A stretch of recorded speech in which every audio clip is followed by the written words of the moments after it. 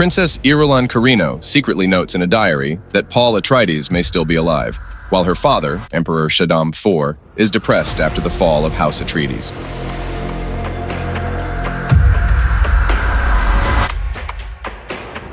On the way to the Sietch camp, Stilgar's Freeman forces, along with Paul and Lady Jessica, are ambushed by the Harkonnens, but successfully defeat them. Suspicions arise in Sietch Tabor that Jessica and Paul are spies. Some Freemen believe them, as there is a prophecy of a mother and son who will bring prosperity to Arrakis. Stilgar informs Jessica that their Reverend Mother is dying, so she must replace her.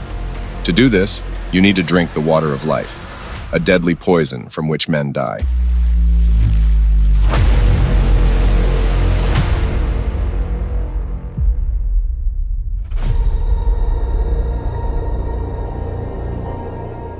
She adapts the poison and thus survives, inheriting the memories of every Reverend Mother in her genetic line.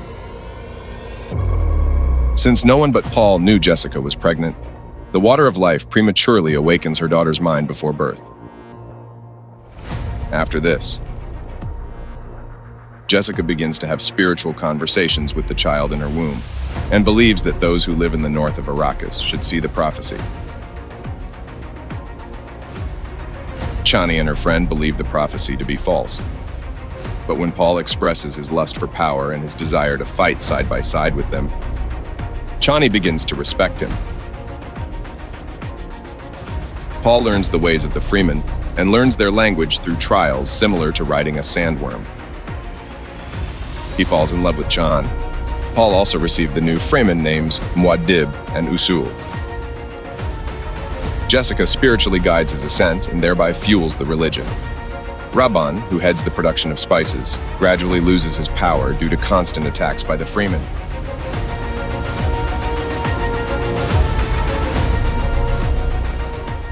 Baron Vladimir Harkonnen demotes Rabban for his failure to stop the Freeman rebellion and appoints his younger nephew Fade Rautu as the new ruler of Arrakis.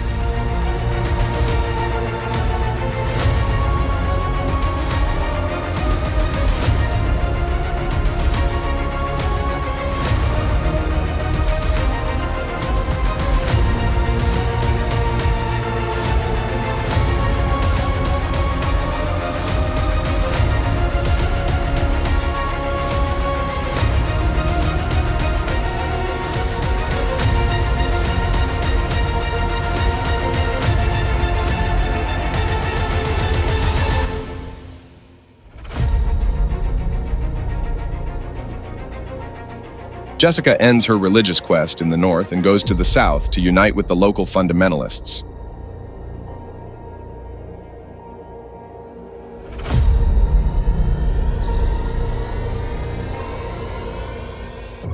However, Paul fears that a holy war will break out if he goes south as the Messiah, so he stays in the north,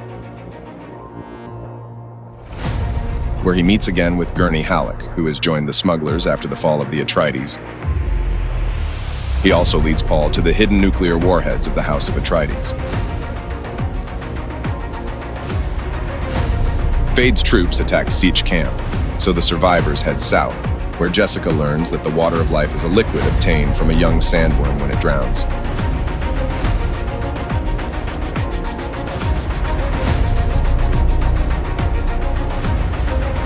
Against Chana's wishes, Paul drinks the Water of Life and falls into a coma.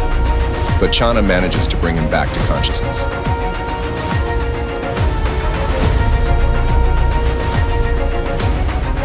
Now Paul understands the past and the future. He also had a vision of his sister Aaliyah. He also understood that the Baron was his maternal grandfather. The Southern Freeman leaders hope that Paul will challenge Stilgar to a leadership duel, but Paul condemns the idea.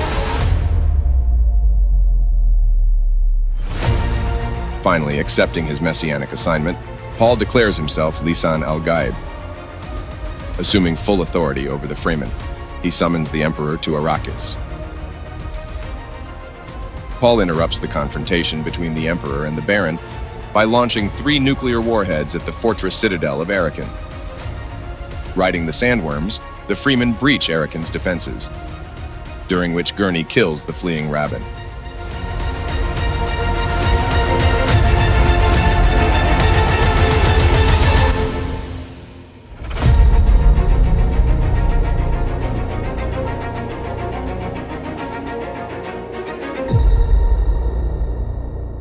Inside Arakan, Paul enters the throne room, kills the Baron, and orders the Emperor and the others to be taken to the residence, where he threatens to destroy the spices forever, all together, unless the Emperor obeys him.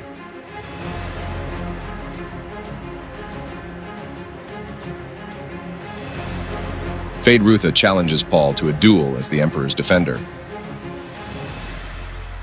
but Paul kills him.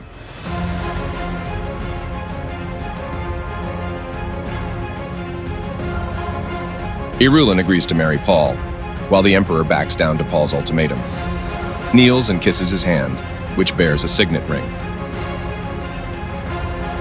Chani, angered by Paul's decision to marry Irulan, leaves the residence, preparing to saddle the sandworm.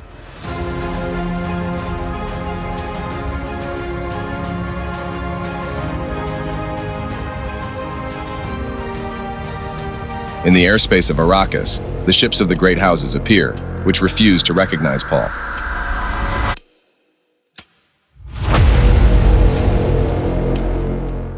As Paul orders his Freeman army to bring them to heaven,